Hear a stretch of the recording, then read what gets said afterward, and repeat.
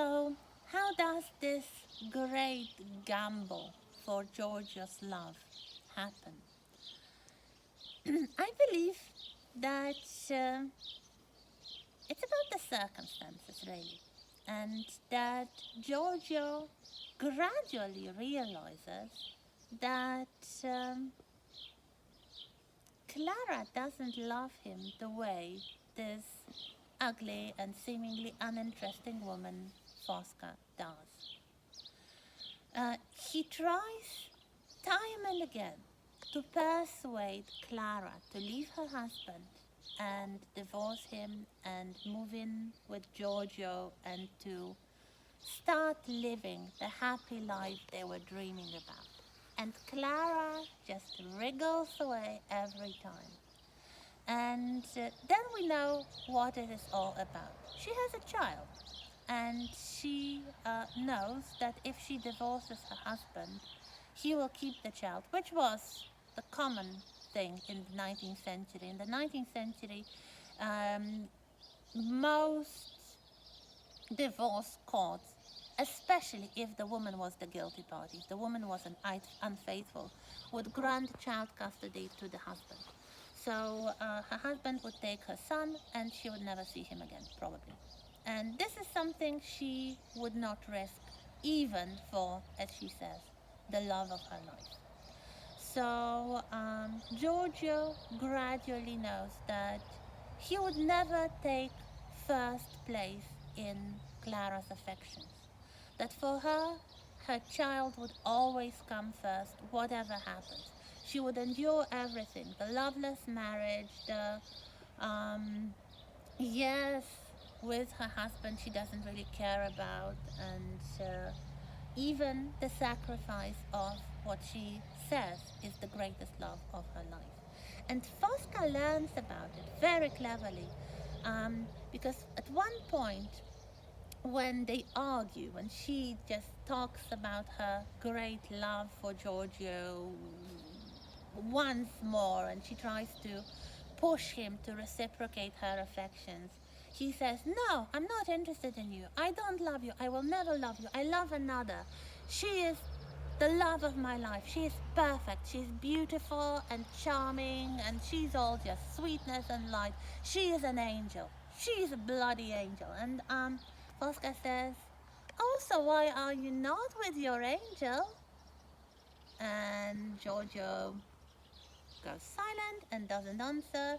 And Fosca says, and this is another little key to this musical, "Is your angel also a mother?" She says it very, very ironically. And Giorgio has to admit that yes, this is the case. And Fosca says, "Okay, yeah, don't say anymore. Now I know everything." Angel, yeah. So she creates a little fissure in the perfect happiness that Giorgio believes to have with Clara. And he realizes it's not so perfect because he will always play second fiddle. He will always be just a toy boy for Clara. And, well, if she has to give up one thing in life, it will be sex, not motherhood. But Fosca, she doesn't have anything else in life. She just throws everything, literally everything, into her love for Giorgio. And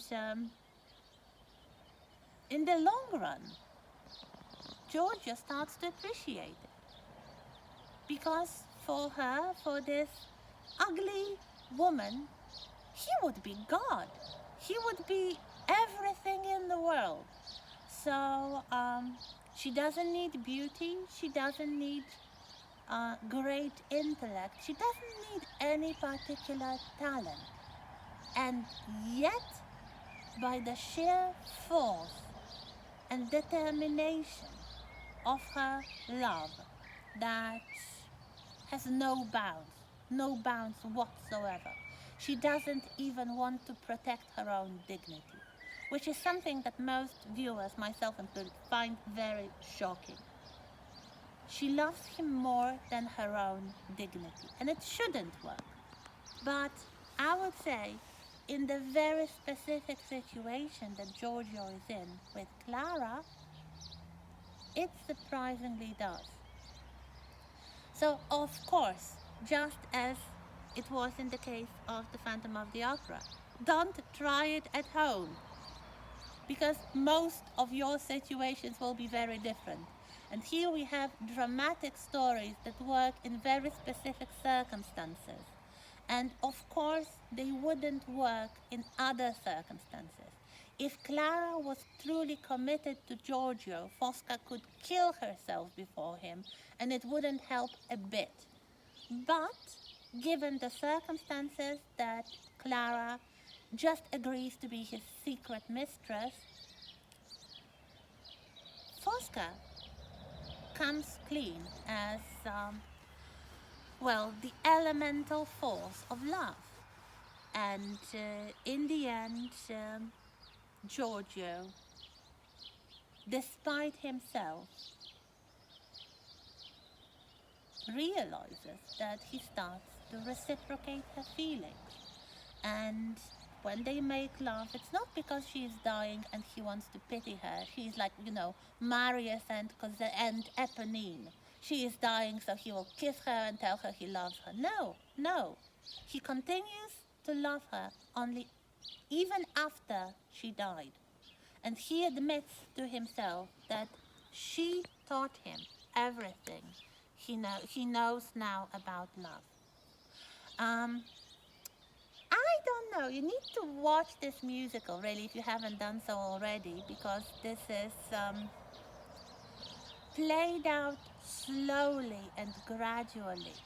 And if you are still not convinced by me retelling the plot, just make sure you give a proper chance to Stephen Sondheim to convince you with his music and his lyrics, because it works in a more subtle way.